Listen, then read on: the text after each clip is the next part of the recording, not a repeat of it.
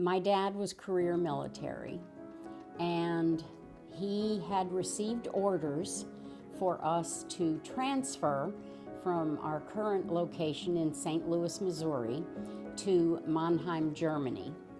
And we moved out of our home and packed up all of our belongings in transit to Germany and started out across the country to New York, which is where we were meant to depart. As we were traveling, word came that President at the time, Eisenhower, had put a freeze on all civilians going to Germany. There was unrest in Germany at that time with East Berlin, and they said they would not accommodate any civilians. Well, we had nowhere to go. So my parents made the decision. My father had to go because he had orders. So he went on ahead and made arrangements for us to travel on the SS United States at our own expense so that we would be there with him. We traveled on, my mother, my sister, and I traveled on the SS United States. And, you know, as I said earlier, I was 12 at the time, and today I'm 76, so it has been many years. My memories are filtered through my child's eyes. This was the biggest adventure of my life. We're up on the deck, and aside the ship, down on the ground, were hundreds of people. And they were waving and cheering as the ship began to move away. And we had these big long paper streamers that we were allowed to throw off the side of the ship, and they would go down onto the ground, and it was just so exciting. I remember just being so thrilled. I had never been on a ship before. Dinner at night was, I still can clearly see the tables with the pure white tablecloths. And one of my memories was one of the nights when we hit that rough weather. We were sitting at the table, and the table we were at, there were a lot of round tables, but we were at one that was long. And all of the ship didn't have stabilizers the way they do today. And the ship rocked, and everybody's food and dishes went sliding off the table onto the floor. And it was really rough, and so the captain made an announcement that everybody had to go back to their stateroom, so we didn't even get dinner that night. And it wasn't like you could run down to the snack bar. I mean, it was like a floating hotel.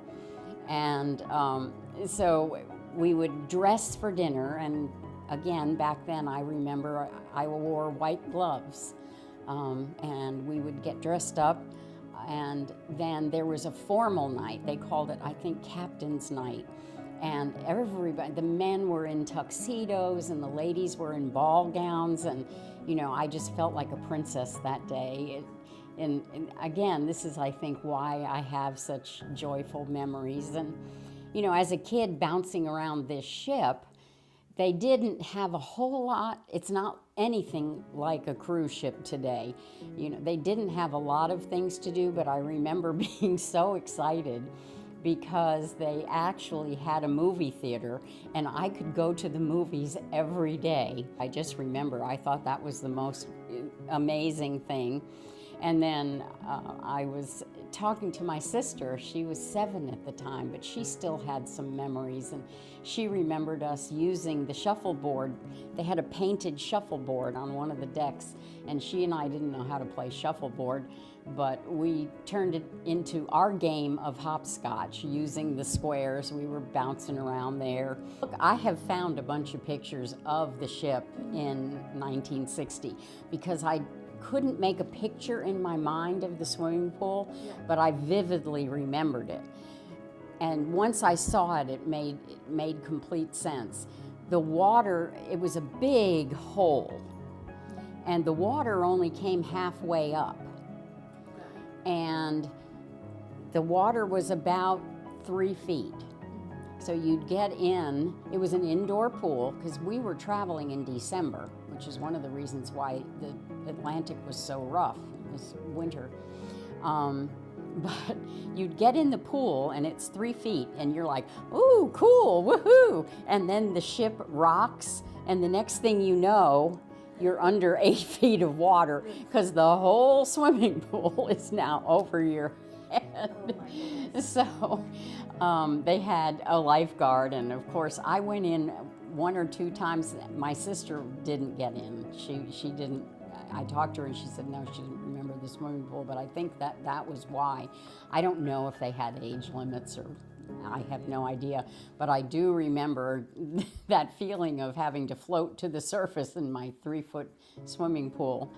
Again, so many memories. I remember us docking in Germany in Bremerhaven, which is the port associated with Bremen, and getting our luggage, which was back then, they were trunks.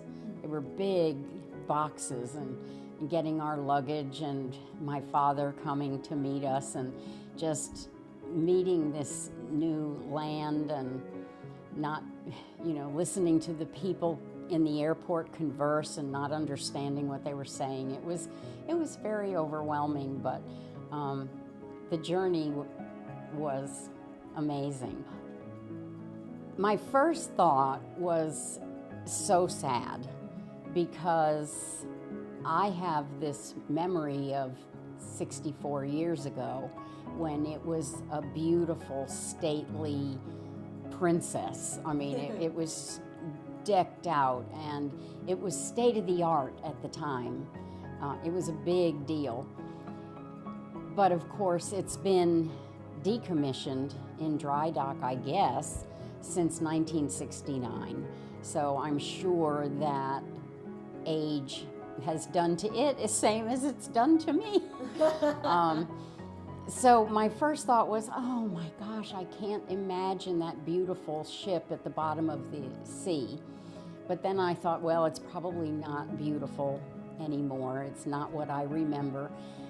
But then the other part of me really is so happy that it's going to be repurposed, because it will become part of the coral reef, which will sustain our sea life and improve the quality of our oceans. And because coral reefs are struggling right now, and we're having to put a lot of effort into maintaining them. So anything that we can do, I'm for.